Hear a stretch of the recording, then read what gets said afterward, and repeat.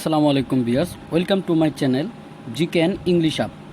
আজকে আমরা কোথায় ভেরি মাছ এবং কোথায় টু মাছ বসে সে সম্পর্কে আলোচনা করব। তো চলুন শুরু করা যাক।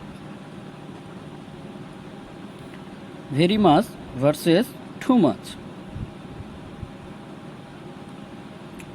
আমরা নিয়মটা দেখি। ভেরি মাছ প্লাস অ্যাডজেক্টিভ, অর্থাৎ ভেরি মাছের পরে অ্যাডজেক্টিভ থাকবে।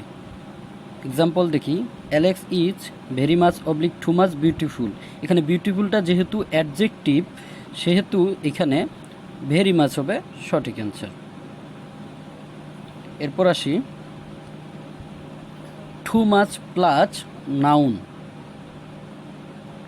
অর্থাৎ টু মাচের পরে নাউন থাকবে।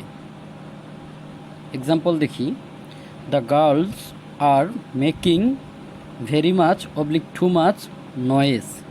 এখানে নয়েজটা হলো নাউন, যেহেতু নাউন আছে অর্থাৎ এখানে অ্যান্সার হবে টু মাচ।